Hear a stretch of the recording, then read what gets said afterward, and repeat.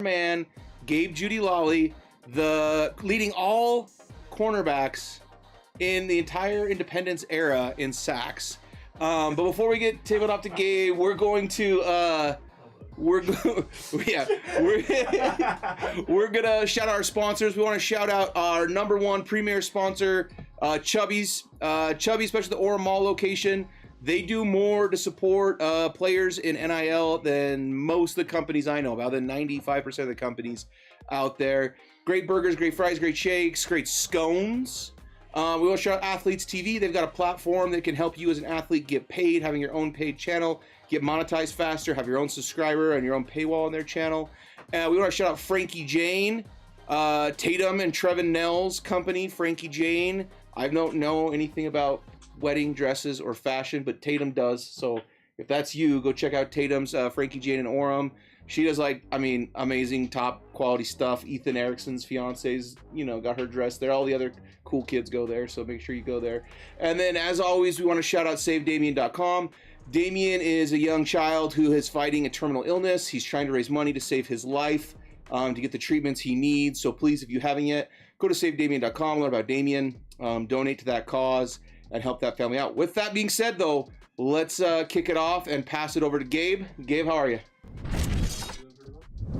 How are you? Good. Nice. So introduce our special guest. I forgot. I can't believe that. I can't believe you forgot. I'm bad. I'm bad at Pancake this. Master over here. I know, man. Connor Pay, I've been on the Connor Pay train for a while. I just want you to know. Okay. I respect. So let's talk about this weekend. Went up to Cali or wherever. This way to Cali, I don't even know. Got a dub. How do you feel about it? Good. Rushed for a lot of yards. And as an O-line, you love that. So. Good. Your responses are very, very descriptive. How do you think the O-line played as a total? Good. I think we played really well as a unit. I think it's kind of been a little bit on and off in terms of how we've gelled together throughout the season. And I think we put together probably one of our most complete games of the year in terms of all 5 guys being in sync every play. I think that was probably our best one. That was good. I like to hear that. I was looking at some stuff that are coming out on Twitter and whatever the case is. I saw that you guys are #1 pass blocking unit in the country. How do you guys feel about that? Good. You gotta protect your quarterback. I guess that's job #1 for us. Is his health is our responsibility. Yeah. And so something you take pride in as an offensive lineman. So it's kind of nice to be I guess recognized up there as some of the best at protecting that guy. So. Well, I mean, I'm proud of y'all. I mean, I know we haven't particularly run the ball all that well, like, all year, but that was a dominant performance this weekend. Yeah. And, I mean, people can say whatever they want. I mean, like, I felt like we really, like, the score might say something different, but we really, like, gave it to them the whole game. And it was pretty much out of reach. I guess, to that aspect, how much confidence does that build, I guess, wherever we go play the bowl game? Like, for you guys, like, when it comes to running the ball, wherever we're going to play, depending on whoever is going to be back there running it for us?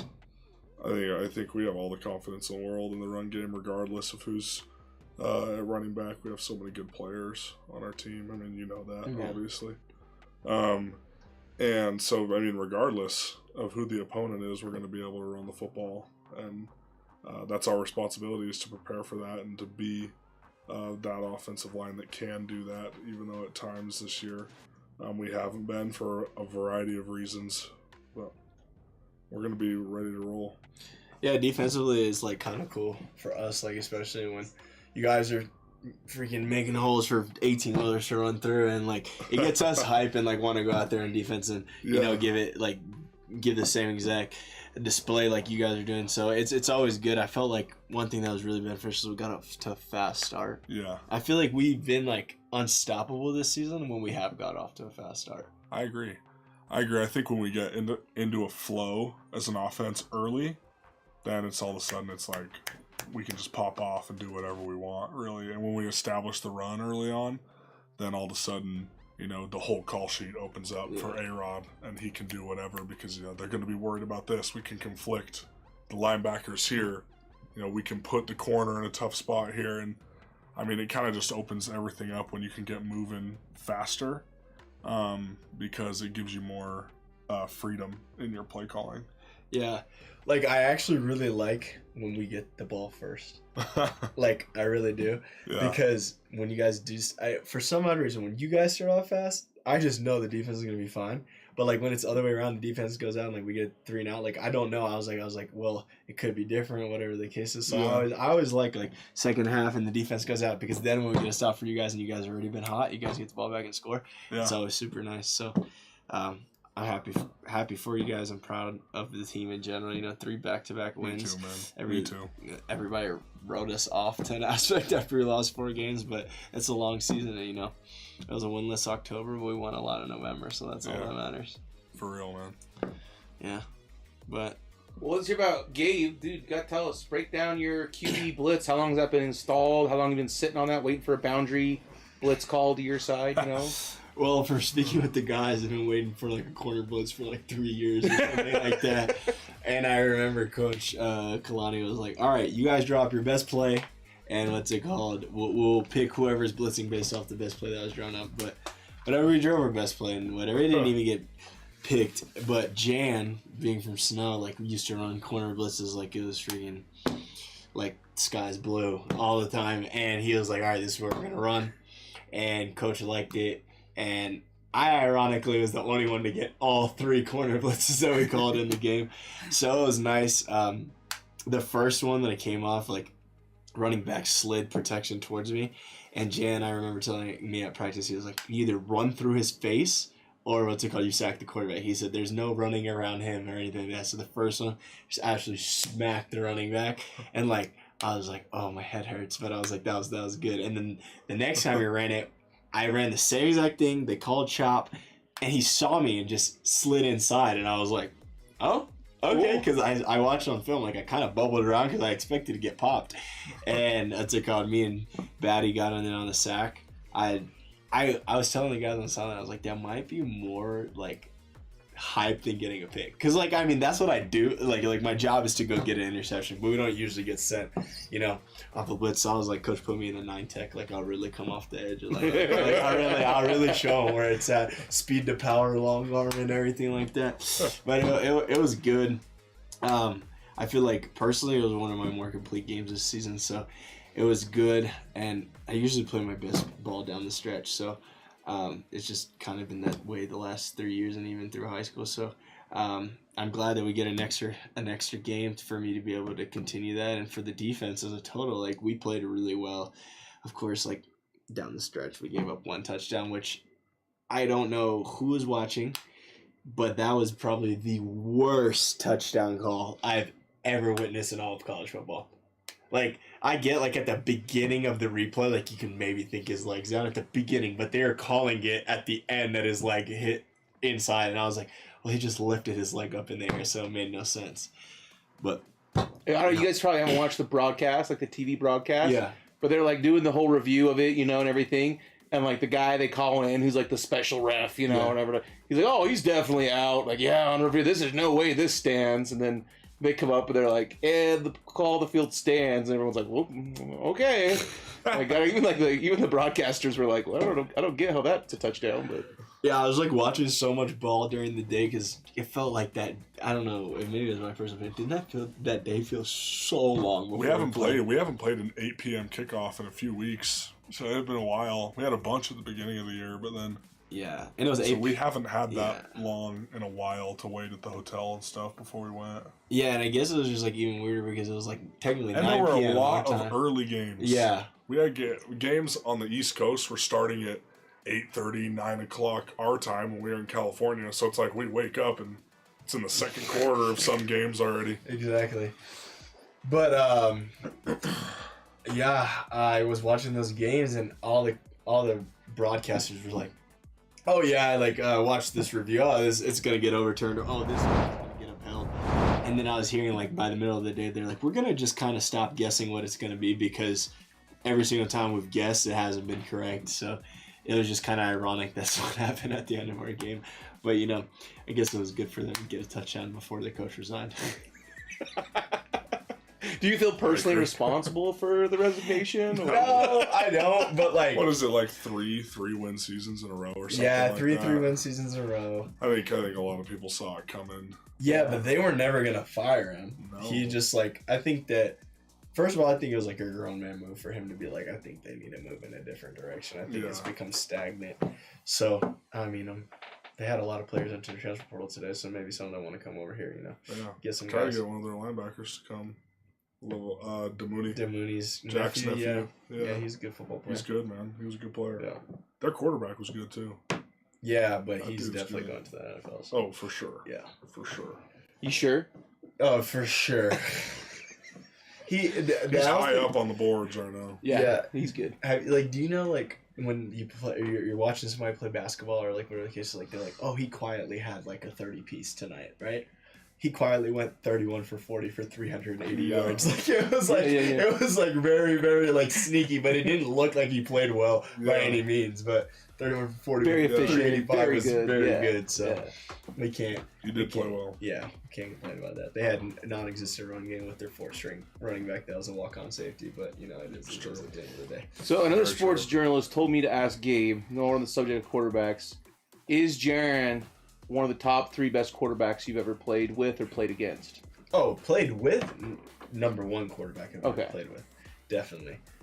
I didn't play with this dude named Kyle Shermer that was at what's it called, Vanderbilt, but like he was there for the spring or whatever, like working out. He was a pretty darn good quarterback, so he probably would have been up there if I played. But Jaron, there's no like 2-3. It's just pretty much just Jaron just kind of runs 1, 2, and 3 for me. But I played against Joe Burrow and Matt Corral. Those two guys were pretty darn good, and I think Will Levis last season was a pretty darn good quarterback. But I'd have to say Jaron's definitely in the top 3 guys I've played against as well. I'd have to say 2019 Joe Burrow's the best quarterback to walk this face of the planet. He played in the Super Bowl last year. And and Matt Corral, like I played him all 3 years that I've been at Vanderbilt, and I'd seen him get like from bad to like really good. So he is pretty good himself too. So I'd say like Jaron and him are tied between 2 and 3. Perfect. And then Connor, maybe best D lineman you faced in your career. Oh, or maybe a couple guys to mention. Apuika at Baylor. Yeah, really good player. Played against him in high school at East. And he's a really good player. He was just very disruptive and just difficult to deal with. Because he's really athletic and he's like 360. And so it's like when he wants to come off the ball, it's like... You can't do anything about it. You're not doubling him. What are you going to do? Yeah. And it was really fun playing against him because there was a couple times he got me and a couple times I got him. Yeah. And it was just fun because we did the same thing in high school, so it was kind of interesting to come full circle. And then trying to remember his name, number 95 for Oregon was a good player. He was a good D lineman. One of their backup D linemen actually also played at East High School. Sam Tamini, I think was his last name. But I think Apu's probably number 1. Yeah. In terms of D linemen that I've played against personally, playing against him in 2021 and then again this year. And he was originally a BYU commit. Yeah, too. He was. So before he that got away to go to LSU. Yeah. Win a national championship there in 2019. So you played against him. Yeah. At LSU. Right, yeah. Then when Coach Aranda left LSU and went to Baylor, he went with him. Makes sense. So, what do you think about? I mean, I hear this guy's name all the time. I don't know. I know that since you play center more, you don't really go against him. But like, what do you think about watching him and like then like the other guys in the O line playing Isaiah Foskey? What do you think about him? I mean, obviously he's a really good player. Yeah. I didn't go against him much, rarely in that game. Only when it was a rare protection when I end up out there on the edge. But I think we handled him pretty well in that game. Course, yeah. He wasn't really a factor that I remember. But dude, he's good, man. Yeah, he's good. I mean, anytime you play against a Notre Dame or an Oregon or somebody of that level, they're all going to be freak athletes. You know what I mean? And then you have the guys that can put technique with that athleticism, and they can be a problem. But I know he's a good player for sure. Yeah, like I've been looking at a lot of stats, right? Defensive stats and everything that they've been coming across. It seems like it's been like either a down year for defensive linemen or sacks, or like be a really good year for linemen, because like there's like follow like college football stats on Instagram or something like that, and like leading is like 9.5 sacks, but like then Aiden Hutchinson last year was like 17.5, and like years before that guys with like 20. So I'm like, that's like really weird that it's like 10 point drop. I think it's weird too because it's kind of flipped in the NFL. Really? As a whole, I think I could be wrong, but I think I saw a stat somewhere where QBs are getting hit in the NFL more this year than any other year in history, which is not the case in college. It means you need to which is kind of strange. Go and protect them. So, dude, I'm gonna try. Not yet, but I'm gonna try. So that's official. You weren't honored, and you're staying. Yes. It's official. Oh man, okay, good. That's official. We can't pin Gabe down on it's official yet. Hey, Gabe's a man of mystery. Yes. He's like Austin Powers over there. I'm doing my vital research. Vital research. Yeah. But I guess to the nitty gritty juicy talk. So where do you want to go play a bowl game? I don't care that much, honestly. Like, it's not. I mean, obviously, some destinations are more appealing than others, but at the end of the day, it's like most of it's the same. Like, you're going to go down there for 4 or 5 days or whatever. You're going to go do weird stuff with the other team that's not that fun. You know what I mean? Like, I just want to go win, dude. I don't really care where we go. I mean, I do have a preference on the date. I'd rather it be before Christmas. Yeah. That'll be better. But in terms of destination, it's like, whatever. What's better, like Boca Raton or Shreveport? Florida was nice. Way better than Shreveport. Florida was warm. We got to go to the beach. It was nice. And you said you were only there like 2 or 3 days, right? Yeah, we went down there 2 days before the game. And then, like, the exciting thing was we got to stay at the hotel after the game instead of flying home right after. Or maybe we flew home right after. I don't even remember. It might have been Coastal Carolina that we stayed the night after.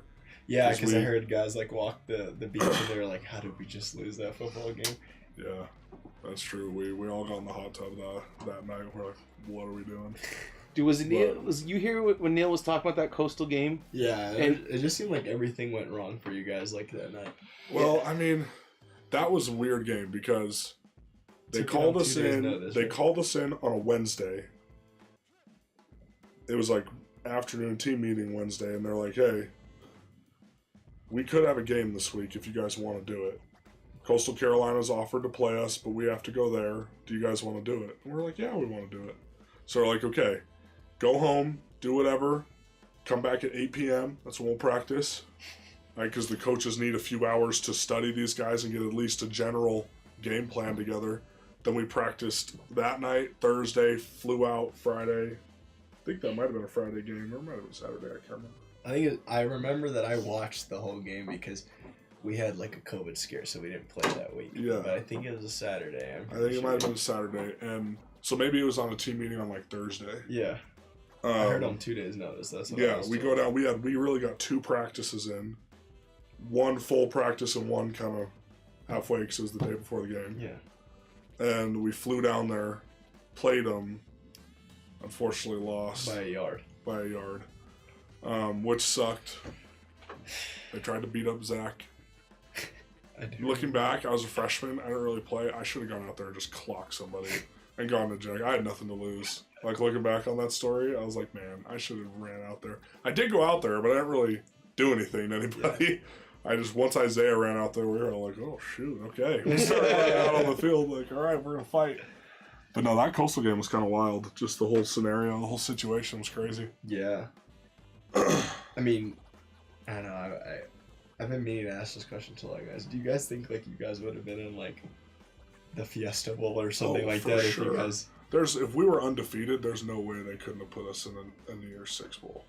If we were undefeated, because we were ranked top 12 or top 15 at that time. Yeah, you were top. Yeah, you were like 14, and the odds of them playing in a New Year's Six Bowl before that game was played was like at 96% by like the odds makers out there.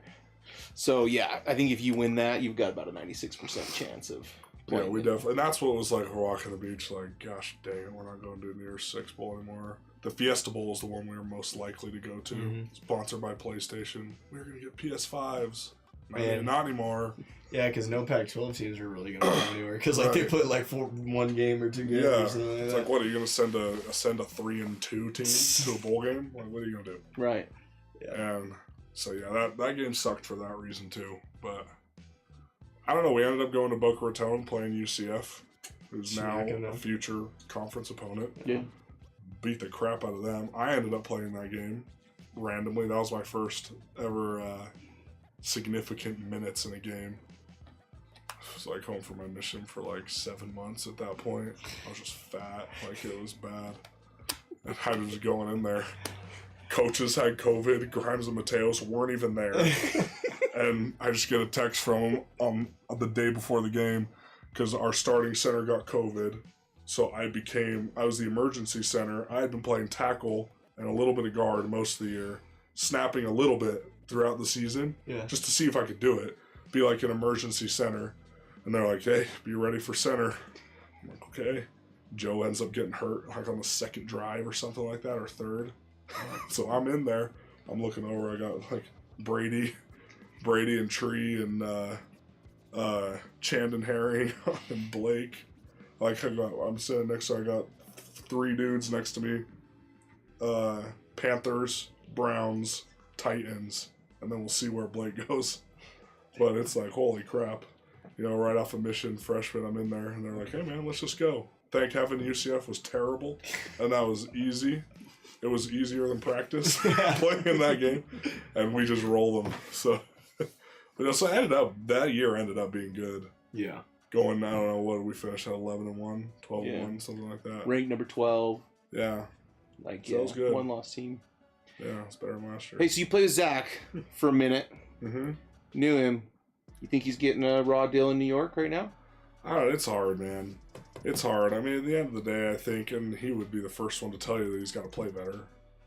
Right. You know what I mean? But also at the same time, like, you know, there's going to take a little bit of development, I think, in his career. And New York hasn't been a very good place for quarterbacks to develop. Yeah. But I think with Coach Sala and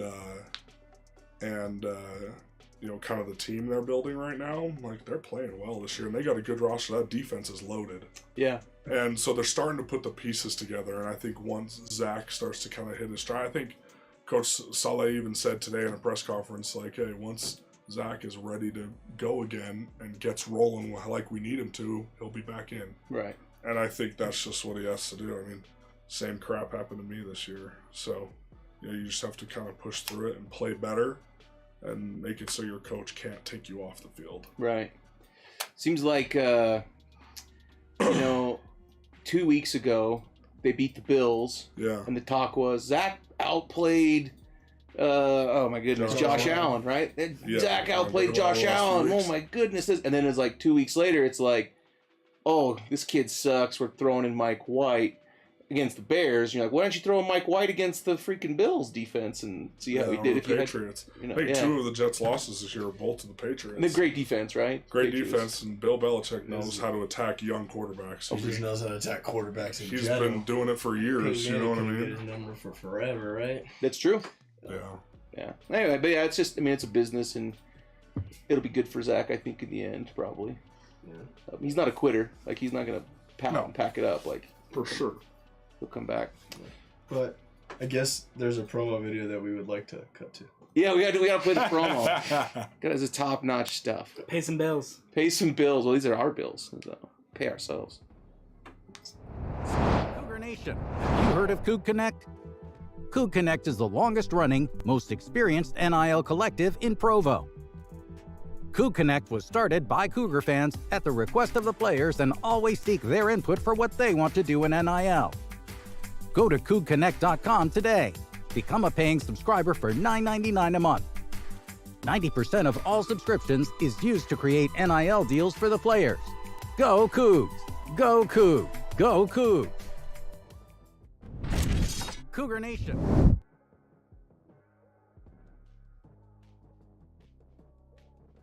You guys got anything here? The volume was low. Any thoughts on the animations? What do you guys? pretty good. It's pretty solid, right? Yeah, pretty solid. Yeah. Not too bad. Great Not too bad. Yeah, we get some love for it on Twitter today.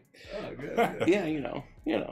All right, so we got questions we'll throw that out to you guys and maybe line your pockets some, post some on your Instagram, your Twitter, that kind of thing. I like my pockets lined. Yeah, we'll work something out. We'll work something out based on the going rate of influencer status level. We're not creating any false market equivalents there. So. Got to be fair market value. Yeah, fair market value, right? Connor's our economics guy over here. He's you are. Let's actually start there, Connor, because you actually are in the business school. Yep. I think entrepreneurial management. Entrepreneurship. Yep. You guys are both business school guys, I guess. Mm-hmm. One undergrad, one graduate, obviously. How different of an experience is that from typical BYU? It's so much better. GEs just feels like high school again, but it's just more work. But you're learning the same stuff. It feels like to me. And then, I mean, being in the entrepreneurship program, I want to study business, and now getting to do that in like real life, where it's like in the entrepreneurship program, like we're not taking 100 question multiple choice test. It's like, no, go out and start a business, and how well you do that is what your grade is going to be. And so like in that sense, it's been really fun to be able to do that. I think one of our professors said half the graduates last year left the program self-employed. Like that's a really big deal to come out of college, that set up. So like it's really cool because you're doing real life, real world stuff. So it doesn't feel like school to me. I'll spend hours on an assignment now because it's real. Yeah. It's not just some paper that I'm turning in. And so for me, that's way more enjoyable. You can see kind of a little bit more of like, I really am going to use this in my post-school life, post-football life. Right. You're both NFL guys, I'll say it right now. Like post-football life, kind of after the ball stops bouncing even, this is something that you can go, here is a reason for why I'm in school right now, why I'm playing football right now, but even for after that moment. You can kind of see that a little bit with your major? For sure. Both NFL guys, both business guys, right? Both business guys, both NFL guys, both going to be successful guys. It's a good group we got right here. There were, a little while ago, there were a lot of business majors in some discipline or another on the roster. And the numbers have dipped a little bit, but are there still a good amount of business school guys on the roster? I think Pepe's in there.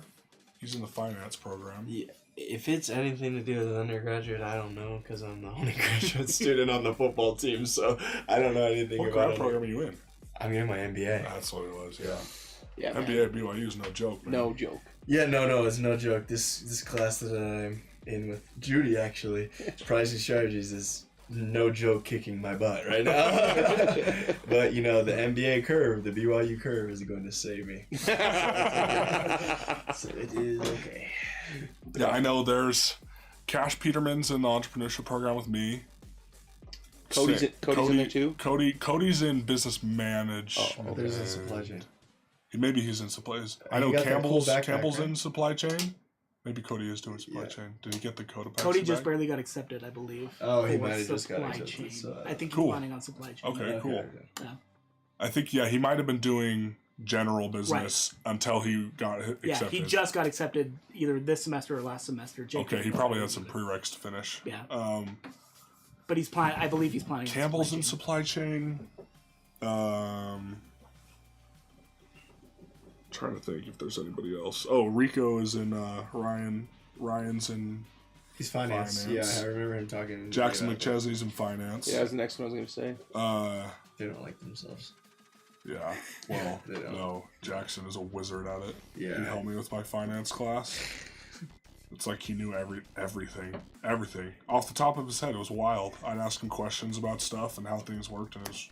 Dude, we went to this. We went to Top Golf with Jackson and I think it was like Peony and some other guys to plan this Warzone tournament, and we're there with like the other owners of Coug Connect, right? And like besides me, the other owners are like competent business people who like know what they're doing and stuff. And they start talking about venture capitalism that Jackson's been doing with them. And like when Jackson's done, they're like, "That kid's smart. He's gonna do really well." I'm like, "Yeah, man. Like he's impressive." So he is. One thing I'll say, like when like you talked about like gen eds and taking 100-question tests, like maybe I just got really lucky when I was like Vanderbilt, but like none of my stuff was ever like that. Like the only general ed I remember ever taking would be like, I guess, Spanish. Like I had to take like a semester of Spanish, and then like I took like one English like art class or something like that. Yeah. But everything else, like since I was getting my minor and my major, like I just took business and like pretty much what I do right now at in the business school. So it was like really, that's really nice. BYU doesn't quite work like that. and BYU has some pretty religious credit. BYU has some whack academic requirements. Not like the religion classes, but for GEs too. Yeah. It's like, holy I'm just saying, like, I heard, like, American Heritage. How, like, yeah. I wiggled my way around that. Really? Yeah. I took an extra history class. Yeah. And then econ. Those, if you take those two, it covers the one class of American Heritage. Well worth it. I'm taking econ next semester because I have to take it for my major anyways. So all I did was just pop an extra history in there. And I didn't have to deal with American Heritage. Brilliant. So listen up for those of you incoming BYU freshmen. Yeah. Looking around the American Heritage. Coming off your econ missions. And history. Yep. If you take those two, it covers the American Heritage credit. Right. What are the kinds of insights you can only get?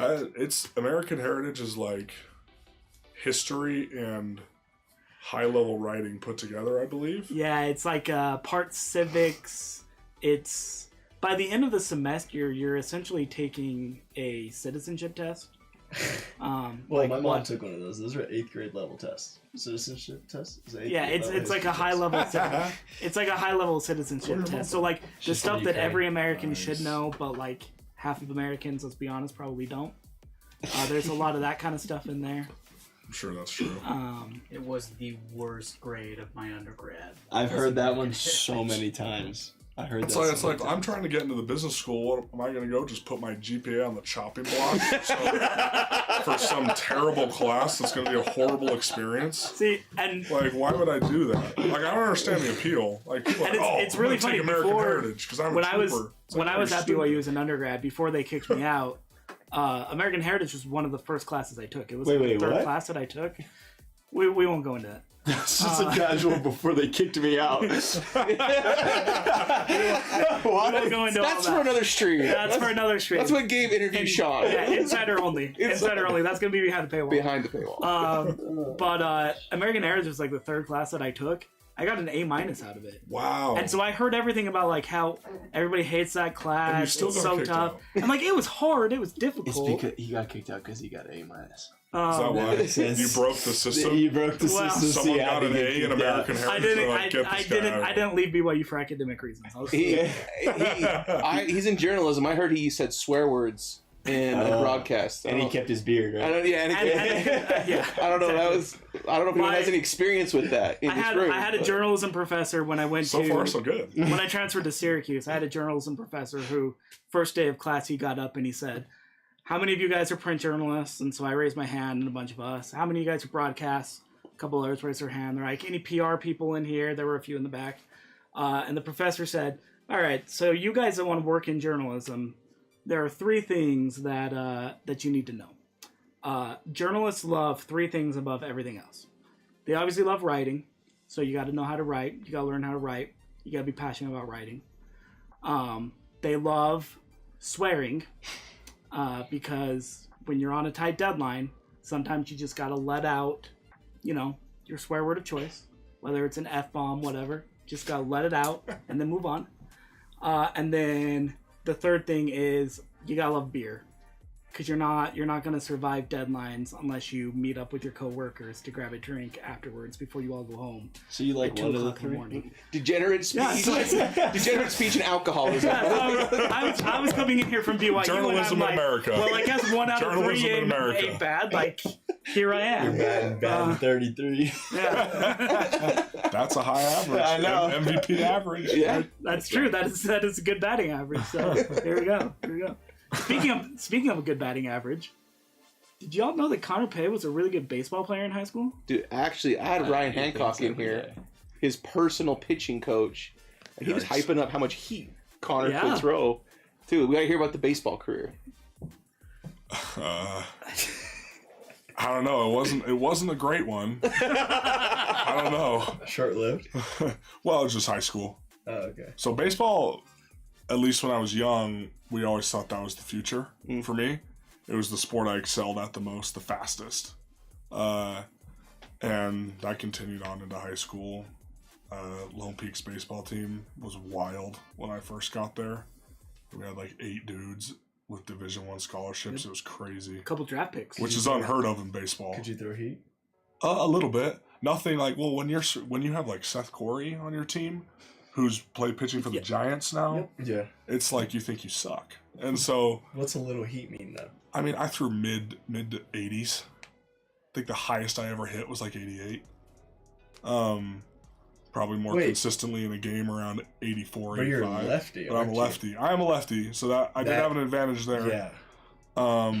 It didn't work a lot of the time, especially when like playing against like Peyton Henry.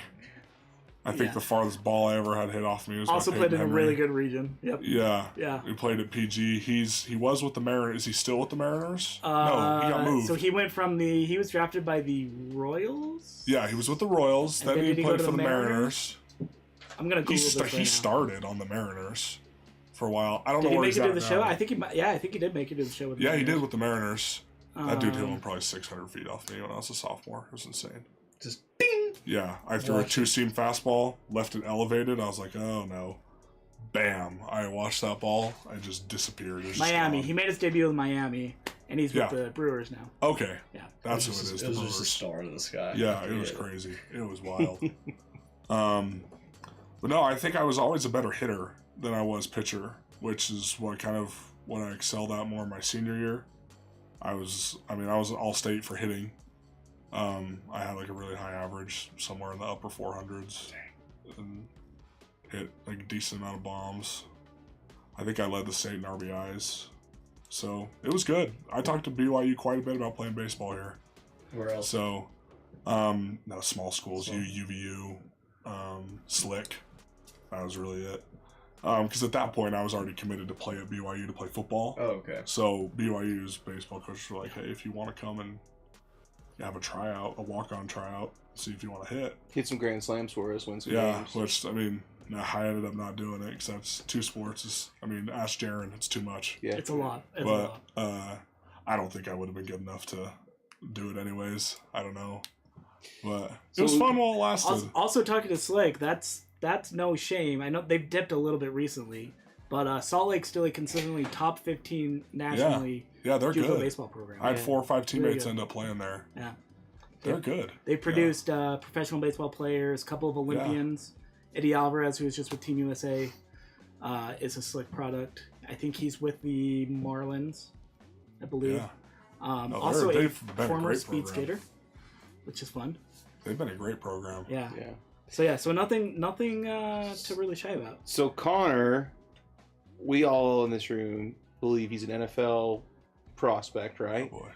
He's an amazing batter. Center or guard is the pitcher. only question I have. Or center or guard. Play tackle. I don't care either. And all 3. The one thing that maybe most people don't know about is him playing the stretch 4 and his 3-point capabilities. Stretch 4, more like a 2 guard in a 4's body. Is that what we got here? 2, you get the handles. That's of the what 2? I did. My position was technically the stretch 4. That's what I did. I played power forward, led so I region would 4 guard and the 3-point power shooting forward. percentage. But I played on the perimeter most of the time in our offensive sets. I'd post up a lot too, but we ran a lot of what was called open at Lone Peak, and so everybody was on the perimeter. There was a lot of stretching and slashing and doing other stuff like that. So, and I got what was called my shooter's license in high school. But Quincy Lewis had it, and Dave Evans, who was my coach, had it. You basically just do a bunch of sprints and shooting threes in between, and you had you had to make a certain amount in like 60 seconds or 2 minutes. I can't remember exactly what it was, and it was hard. You could only miss like 1 or 2. And then you got what called your shooter's license, so you could shoot threes in games if you were able to accomplish that. And thankfully, I did it my sophomore year, so I could shoot threes in games. Respect. But I did. I got to shoot a little bit. I didn't play very much because our basketball team was good. Really good. But it was fun. kind of put a few down over the course of the season. We've talked about this a little bit informally and in some post-practice interview sessions and stuff like that. And I haven't actually sat down and like written this full story, but I still really want to do a story about like lunchtime basketball scrimmages that you O-linemen used to play. I'm not sure how much you do it anymore, but Blake would tell us that you guys would actually like get together and play. Yeah, every Tuesday, He called Thursday. them like lunchtime scrimmages. I don't know if they were actually lunch, but yeah, you'd like get together, you'd scrimmage. In the off season, every Tuesday, Thursday we'd play. Okay, just like find a court in the RB and there you go. Well, no, we just go to a church. Oh no, church. Yeah, one of the guys on our team last year was like the clerk in his ward and had a key to the building, and so on every Tuesday, Thursday night we'd 10 or 15 guys on the team would go and play ball. We haven't done it as much. We didn't do it as much this off season. But we played. It was really fun to go and play with the guys. And it helped get you a little bit conditioned, run around a little bit. Yeah, no, it's great. I mean, it's good, great off-season workout, great conditioning. Yeah. Don't foul each other super hard. You got to worry about injuries, obviously. No, we never play with other people. Yeah. We play together because we know how to protect each other and how to not. Like, I'd never go play at like Vasa with some random people or something, because we've tried that. Me and Blake have tried that before, and then try to dunk on somebody or something, and it ends up not going super good. So, but no, it's good. It was fun to play together as a team for sure. Who is the toughest player on your team to guard? Probably a couple, but for different reasons. Blake is a pain to guard because of how big he is. And how freaky athletic he is, because he can jump damn near 40 inches in the air, and he's 6'8", 315 pounds. So if he gets close enough in the post, he could just jump and dunk it. And what am I going to do? You know? I remember covering Blake in the state tournament a couple of years his junior and senior year at Harriman. Yeah. He'd always finish with about 8 to 10 points and like 19 rebounds, but like 8 to 10 points. 4 dunks. 2/3 of those would be on dunks. Yeah. He would just be a dunk show. I think he had 10 dunks against us. Yeah. His just because the way we ran our defense. His high school highlight reel is still on YouTube. I think his dad uploaded it. It's still there. It's got a couple 100,000 views at this point, and it is just a dunk fest, dunk after dunk. After dunk. It's true. It's true. But no, Puka is hard to guard. Puka was a really good player at Orem. Jaren's hard to guard. I mean, anyone who's a guard is harder for me to guard, obviously. Sure. But Isaac's really good too. Neil was a good player. Neil was a great basketball player. So there was a lot on the team who were really good basketball players in high school who, it's fun to get together and play together because, I mean, honestly, we can put together a pretty good team, I think. Just guys on the team. Who, you're a captain on one of these kind of 14, 15-man scrimmages, we'll call them. Yeah. You're one of the 2 captains, so you're picking, draft style. Who's your number 1 pick? It can be for various reasons. It doesn't have to be who's the toughest to guard, who's the best scorer, who's the best shooter, who's the best post guy, whatever. My number 1 Who's pick. probably your number 1 pick, though? Probably Blake. Blake? Yeah. It's a pretty common pick. Just because... Pretty confident on the team. Both ends of the floor, disruptive on offense and defense. So, and when you're playing against... I'm assuming this is drafting against my teammates. You're playing against other guys who don't necessarily know how to play real basketball defense. So Blake can just have a heyday. Yep. Pick and rolls all day long. Nobody knows how to switch. Or get over a pick, and so throw it up to Blake all game. He'd probably be my number 1, I think. Jaren or Puka would be a close second because they're point guards who can run the floor. Yeah. So you go to Blake and then wait to come back around and go either Jaren or Puka, whoever's available after that. Yeah. Yeah. I like that strategy. It's a good. And then if I'm on the team, we'll be fine anyways. So. Right. I mean, you got your starting 2 guard as just look at him. He looks like a Division I 2 guard. I'm as tall as one, about twice as wide as one. You guys ever play a little soft 3-on-3 with any of the basketball players? No. Well, they spend all their time in the annex, right? So we don't really see them other than in the off season. Like, I mean, my coach in high school coached Caleb Lohner, at Wasatch. So and me and some of my high school buddies. So I played with Caleb quite a few times in the off season just for fun. Right. But none of my other teammates were there. That was kind of just at Lone Peak while I was home for the holidays or something. But no, not really. Just because we're kind of far apart. Right. Well, we're in the SAB. Wonder if that would make a good live stream. I don't know if anyone would agree to do it, but on the basketball team, yeah, or the football team. Because if we're scheduled to play a real game, we're gonna get really competitive, and somebody might get hurt. Doing probably liability. Yeah, probably a liability. Take someone out for the whole season. Yeah, that would not be good. Yeah. Do you want to ask him about the prospects? So, one more question, just kind of a get to know you. Sure. Connor. Just one more question, a little bit about your past, because you were obviously a 3-sport athlete in high school. Coming in, that's made you a pretty good leader on the offensive line. You got a little brother who's a really good offensive lineman in high school right now. Yeah. And then your dad, Gary, also played on the offensive line at BYU. Yep. 1986 and then 89 through 92, for those who want to look him up. Mm-hmm. Were you always a BYU kid growing up, or how did that kind of play into your recruitment? Yeah. Well, especially once we moved here from California. When I was young, then we had season tickets every year. I was coming to all the games. My dad never pressured me or any of my brothers to come here, even though I'm here now, and my brother that's on a mission is signed to play here when he gets home, and then the youngest obviously just started high school. But I mean, I've always been a secretly BYU fan. Maybe the most athletic of the bunch, by the way. Yeah, the youngest is kind of freaky. He's bigger. He's bigger than me now. He's a sophomore. He's 6'7". Yeah, he's really good. About 275. Really good basketball player too. So, what about your other brother? He in Alabama. He's in Alabama on his mission. Oh. He's a little shorter. He's the runt. He's like 6'3", with like 280, 285, 290. He sounds puny. Yeah, so, he's tiny. Tiny, man. Might have to move him to tight end.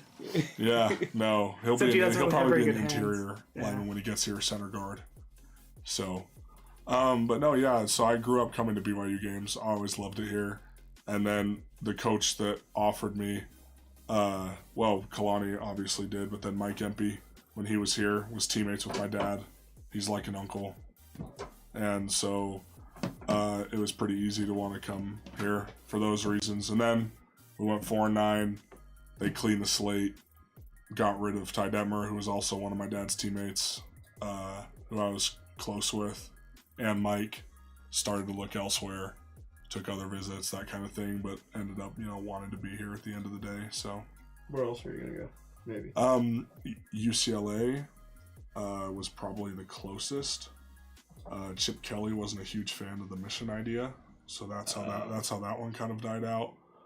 And then the U, obviously.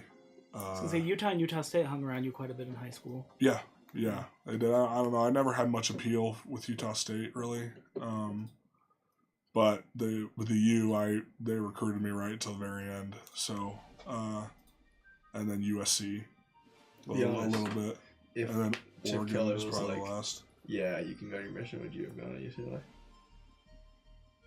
That would have been hard. That would have been a lot harder, to be honest. That would have been a lot harder. I don't know. I feel like maybe I would have committed to UCLA out of high school, then gone on my mission, and then didn't come back and be like, I want to be at BYU. Yeah. I think regardless, I think I would have ended up here. I think. So. We got just checking on the chat. If you got any questions, chat, send them in, put them down there. We'll try to get to as many as we can. But while we wait on that, let's speculate some. Oh boy. Let's play projections because you guys finished the regular season 7-5. Yep. A little bit of an up and down year, but you finish on a really high note. 3-game winning streak, first of the season. Rebounded nicely from that skid in the middle of the year, I think, which is really impressive. Really, what's the word that coach likes to use? Gutty, hearty. Kind of took a gut punch and responded very well. And now you're bowl eligible. I'll just say right now, you guys are going to a bowl game. There's no chance you don't get picked for a bowl game. Yeah. Still waiting on some things to kind of shine out and whatever. And let's look at some of the current projections for where you guys could wind up. But I know you touched on this a little bit. Yeah. Are there any? I won't ask for like specific bowl games necessarily, but like any places that you would just love to go play in at the end of the year. I mean, preferably like states, somewhere that's cities. not freezing. Okay. So Idaho Potato Bowl, out. Actually, the guys who went there in 2018 actually said that bowl game was a blast. Can I tell you what? So, I don't know. I was there as a spectator, and I had all my hunting gear on underneath my BYU clothes. Like I'm talking like merino wool, nice hunting gear. Froze, dude. I was freezing. It was so cold. But they did seem to have fun on the field. But it's actually a very well run bowl game. Like it has a bad rap because the Potato Bowl, it's in Boise, but it's very well run. But yeah, so warm weather locale. That's probably number one on the list. Pre-Christmas, I heard you guys talking earlier. You prefer a little bit. Yeah. Or post-Christmas. I don't know, pre-Christmas, post-Christmas. Like, nobody wants to play, like, right around Christmas, I feel like. Like, Christmas Eve, Christmas Day, day after. Like, I feel like it's got to be before or after. Yeah.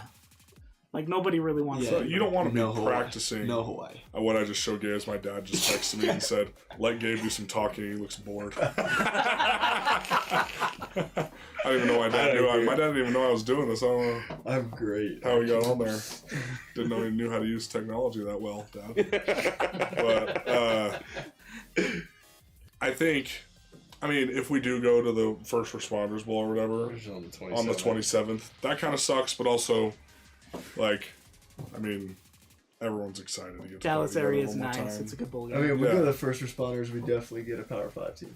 The First Responders Bowl. And that's the other cool thing is you want to play. I think Kansas is probably one of the more projected. Texas Tech I saw also. Yeah. Those both be sweet. Which would be a Big 12 teams which before would we be play good. them, which would be nice. Of course, why do they give the Bahamas Bowl to the MAC teams? I don't know. Give Conference USA and the MAC are contracted to go to the Bahamas. Yeah, why don't they get New Mexico? Why don't we put dog crap conferences in the Bahamas? Is that the most sought after bowl game among players? No, I'm being honest with you. I want to be in the Bahamas, right? I want it to be too. A Big 12 buy-in game, tie-in Bahamas. I'll play on the 14th. I'll play the day after Thanksgiving after I played my last game in the Bahamas. It doesn't matter. Yeah, that'll be lit. Put that on Christmas Day, you'll still get players going because it's the Bahamas. All their families will just say, "Sweet, we're going to the Bahamas for Christmas." Merry Christmas. Merry Christmas. You know what I mean? We're not getting you gifts this year. You're in the freaking Bahamas. Yeah, dude. If we go to Dallas or Frisco, I serve my mission there. Oh, nice. And I will take you to the best taco shop in North America, Mexico included. I've been to a lot of taco shops in Mexico. Okay. It's in Garland. That might have been the boldest claim I've heard. Dude, I'm telling you. Absolute boldest claim I've ever heard. I'm telling you, man. I've eaten a lot of tacos in my day. I just took when we went. You guys played Baylor last year. Yeah, my uncle. In Waco. My uncle lives in Waco. Why would you ever go get tacos in Waco? I didn't go to Waco to get tacos. Good, because I was about to say that's bad tacos. There's a Torchy's in Waco. That's where I had tacos. That's mainstream. It's okay. It's okay, right? But dude, I'm telling you, we flew into Dallas Fort Worth, right? Yeah. And I took a group of people at this taco shop, and including other people who have spent copious amounts of time in Mexico, and all of them are like, "This is amazing.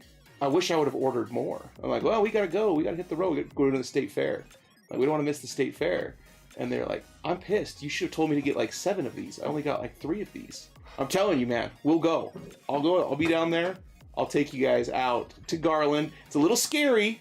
Someone was shot nearby the day before I took the last group there, but that's how you know they're good. Everybody knows Garland. Garland's not the greatest area. Garland's not the greatest area. I lived there for 7 months. So. Yeah. Safer than Shreveport, probably. Actually, I don't know. It's about probably almost level. You think so? Yeah, but I'll just say they got some darn good football players in that area. Yeah, they do. Yeah, they do. Yeah, but really good track athletes too. Yeah. Yeah. My stepdad's lived in Florida. He's lived in Texas for 20 some odd years. My parents were thinking about moving to the island of Culebra, which is they said if you want some really good tacos, you gotta go over there. I haven't been there, so that could be true.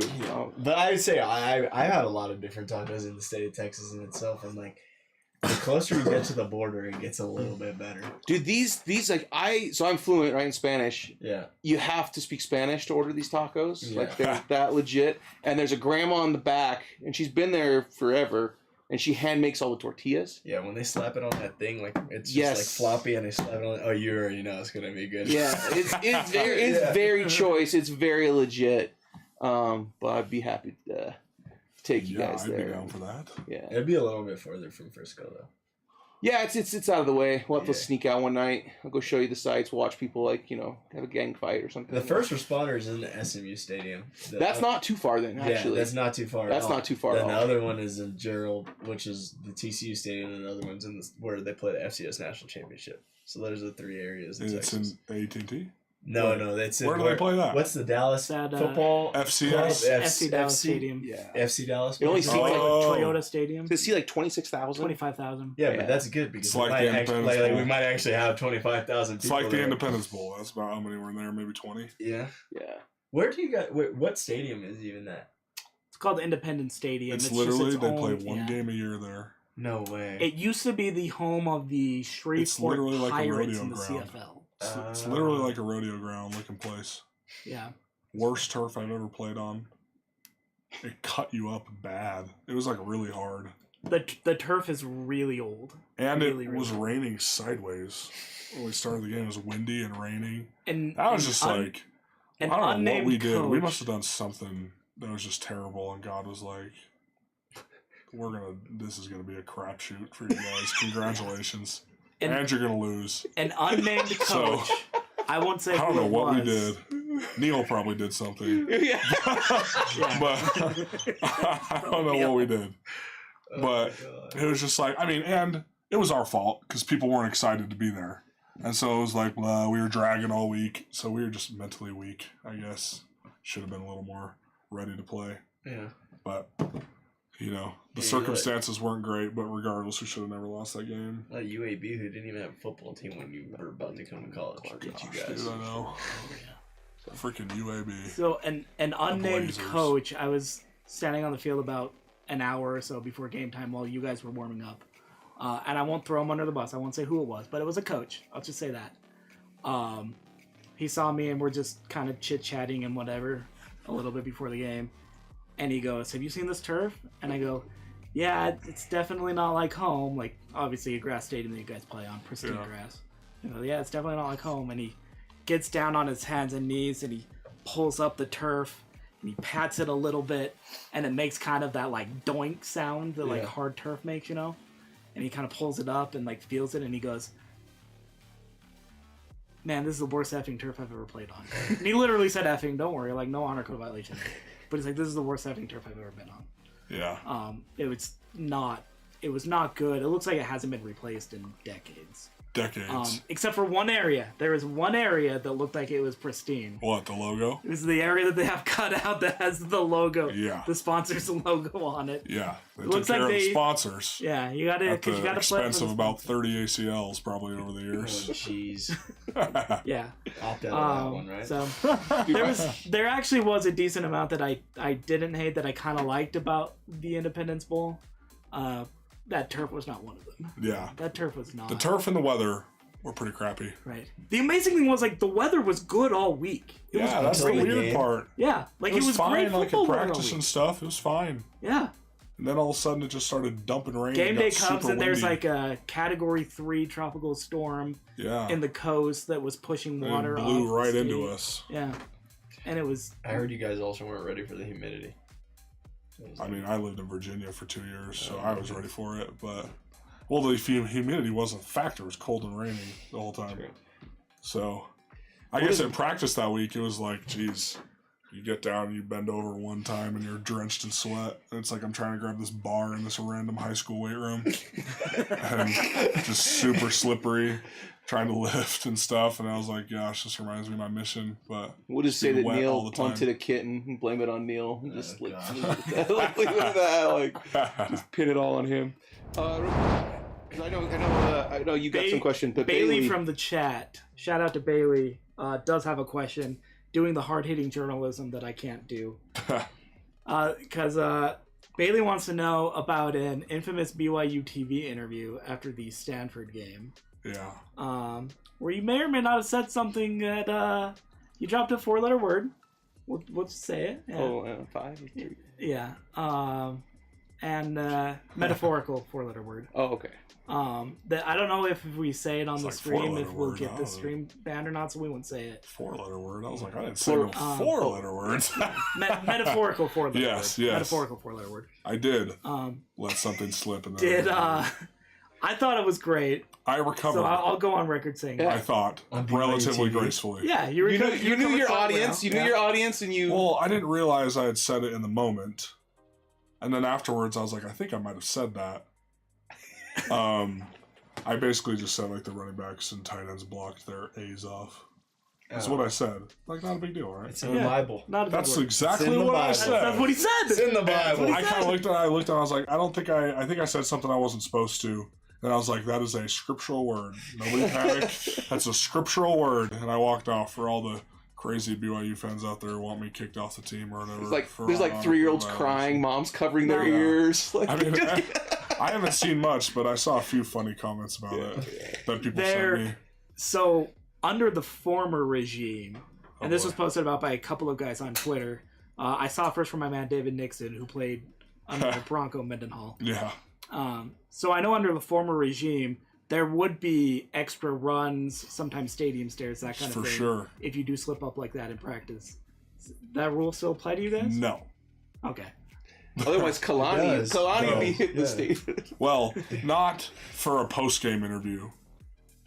If you say something outrageous in practice, like when you are in a fight or something, Kalani has made us run in the past for fighting and cussing each other out and getting personal with things like that. He cares more about, like, if you start taking personal, like, deep shots at your teammates or something like that. Disrespect. Yeah.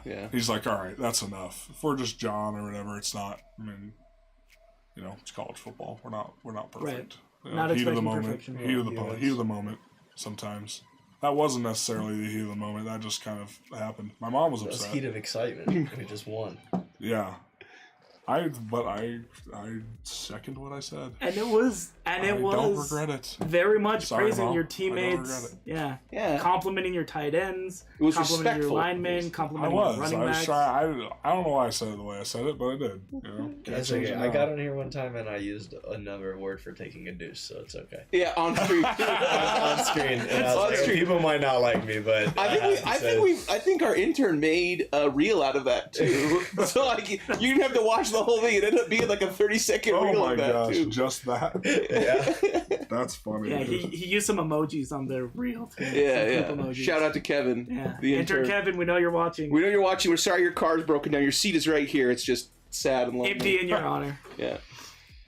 All right, last questions, thoughts here. Let's praise the O-line and the blocking a little bit more with two guys who they haven't formally declared for the NFL yet or not, but I'm just I'll say it on record. Whenever they do finally like formally leave for the NFL draft, these guys are going to get drafted. They've got an NFL career in front of them. Yeah. I want to talk about Blake and I want to talk about Clark in particular. Sure. What they've meant to you guys on that offensive line, and also just as leaders in that group, because it seems like they've got a real kind of a quiet leadership about them that I really respect. Yeah. I've tried asking both of them about this before, and they get sort of hushy and embarrassed about it. Oh, they won't tell you.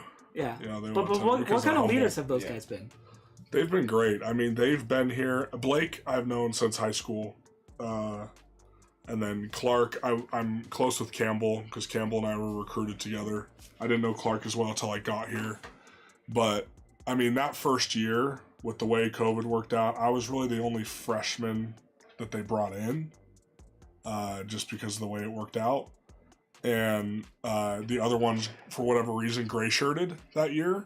And so it could have been very easy for those guys to just be like, oh, this is the one idiot, that we have to lug around with us. And during fall camp, I'm sure, much to their dismay, I made it into the 2 deep, and so now we got to go on trips with this guy. You know what I mean? It very easily could have been that way, but they took me under their wing right from the beginning. I mean, all those guys Brady, James, Chandon, Tristan Hodge. I mean, that's how those guys were, and Clark and Blake have just continued that.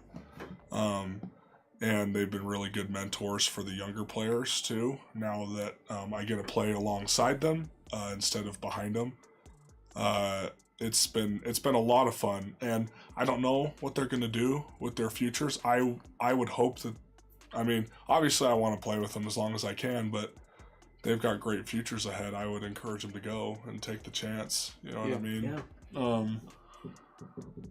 Yeah.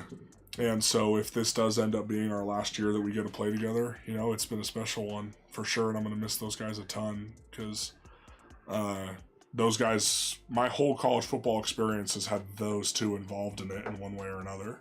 I haven't experienced college football without them yet, and so it'll be interesting next year to not have that there, not have that leadership, that consistency, and they're not raw guys. They're not going to get up in front of the team and yell a bunch of stuff or say a bunch of stuff like some other people on our team like to do. But they're more, like you said, quiet leaders. They lead by example.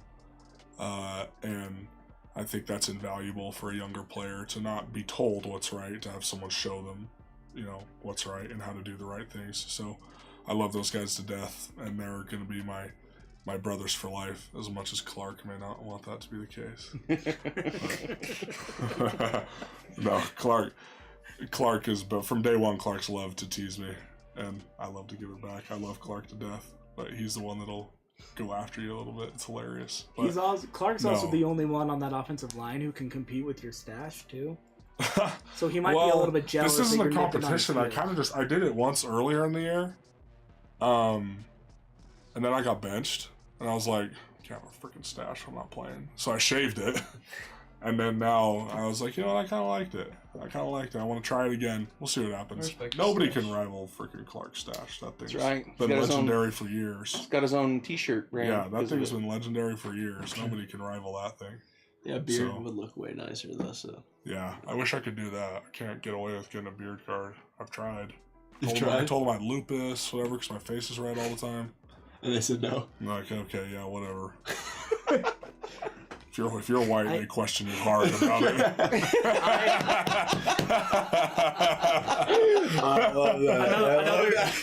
If you're not, they don't ask very many questions. So.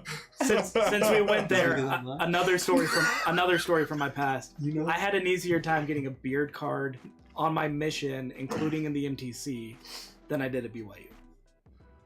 Like I got a medical exemption to not shave every day in the Missionary Training Center of all places. Yeah. And I couldn't get a beard card at BYU. Here's the thing. I'm all for the honor code. I have no issues with the honor code except for one thing, and it's beards. Like, I understand wanting people to, not have crazy... I guess the hair, whatever. But my issue is, if I can go and walk into a temple, but I can't walk into the testing center, that's where I don't understand what's going on. Feels like a little much. Where it's like, all right, because there was one time, I've taken one test in the testing center in my career at BYU. I've been very fortunate to not have to go in there very often. I heard that place sucks. It does suck. It's Jamal weird. Williams referenced it as a prison. It is a prison. Your desks are lined up, you're butt to butt with people, and there's monitors walking you around. They'll randomly grab your note sheet, check it, make sure you're not cheating.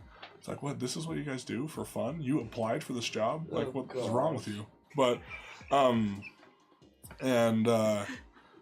and I go there, and it was during COVID, so I didn't have any in-person classes. Yeah. So I had let the beard grow out a little bit, and I was a little bit scruffy, probably not much longer than this. And the guy was like, "Can you pull your masks down?" I was like, "Actually, it's COVID. I can't. I'm sorry." But he's like, "It looks like you're a little bit scruffy," and I just looked at him. I was like, "Okay." He made you go home and shave in the No. The story gets better. I go, you know what? I think I'm going to go hang out in the Celestial Room, in the temple. They'll let me in there. And he was kind of like, okay. and he gave me my test and let me go in. Well played. That's the one thing I don't understand. That's the only thing. I love the honor code. I think it's good. And I think it's one of our competitive advantages, I think. when you don't have to be stressed. I mean, some guys still do it in athletics and stuff, but you don't have to be stressed about guys getting plastered drunk every single night and having to worry about that, you know. But that's the one thing, President Worthen, I just don't know. If someone can give me a good explanation for it. Help the man out. That's all I want to know. There are a lot of historical explanations that I've received, but they're all from roughly like 1972. So. Yeah. I think we've changed a little bit since then. And if we go back just a little bit farther, there was nobody without one. Yeah. Wait, actually? I mean, we got a statue of the guy that the school's named after. He's got a beard this long. I've never seen an image of the founder of the University, Brigham Young, without a beard. Without a beard. He never had one. Wait, that's actually hilarious. You ever seen a picture of Brigham Young? I shouldn't say never, dude. Because in his younger days, I play football, and I attend my MBA classes, and that's the extent of BYU that I know about. Dude, pull up a picture of Brigham Young on your phone. Just show him a picture of Brigham Young. So younger images, he didn't have a beard. When he was like, but if you Google it, it's going to show his more famous pictures, and he's going to be all bearded down. Look at that dude. Bro. That's Brigham Young. Yeah. 56 children. Yeah, we got some stuff to talk about. Beard's cool and all, but whoa. The dude got around. Yeah. No. Yeah. That'll be from for the same wife. That'll be for the after show. Yeah. Yeah. Any last words? Last thoughts? I think that's it from the chat. Yeah. Gabe, Connor, any last words or thoughts? We shout our sponsors one last time. We're good? Yeah, all right, yeah, we'll shout our sponsors one more time. Frankie Jane. If you're in BYU, you're probably thinking about getting married or going to get married soon. So if you do, go over to Frankie Jane. Go over to Frankie Jane. They could help you with all your bridal needs over there, right? For you or your betrothed, I think is the word. I don't know. We're gonna shout out athletes.tv. If you haven't been there, go check out athletes.tv. If you're an athlete and you want to create your own channel, get monetized faster than YouTube, have your own paywall, have your own subscribers there. It's all set up for you at athletes.tv. Again, Chubby's, I mean, some of the best food around, doing more good for Cougar athletes than, I mean, the vast majority of businesses around here. Support the people who support the Cougs. SaveDamien.com. Go help out Damien. He's a wonderful young man. Great family. He's facing a really big trial right now. He could really use your support and your help. And then CougConnect.com. If you haven't gone to CougConnect.com, become a subscriber. Do so. It's $9.99 a month. And 90% of that money goes to our student athletes who are here doing NIL work with us, creating content, or you know, all the other things we have them doing merch and all the fun stuff we do there. So thanks again for joining us. Connor, thanks for coming on. Yeah, thank you guys for having me. That was fun. Gabe, pleasure as always. Yep. Gabe's our rock here, you know. the sack leader of the cornerback room and the rock of the Coug Connect catch-up. Even if this is his last month on the stream, because he's going to the NFL. Don't. I'm focusing on my bowl game, so that's all. That's right. That's where we're at. That's what I like to hear. That's where we're at. That's what I like to hear. Okay. Good answer. But yeah, that's all we got for you guys. Thanks for joining us tonight. If you've been with us the whole time, I mean, pat yourself on the back. You know, you're true blue, you're diehard. We appreciate you. All the rest of you, you know, casuals who dropped out, you know, we'll see you next week for part of the stream and all that. But with that being said, have a good night. We are out.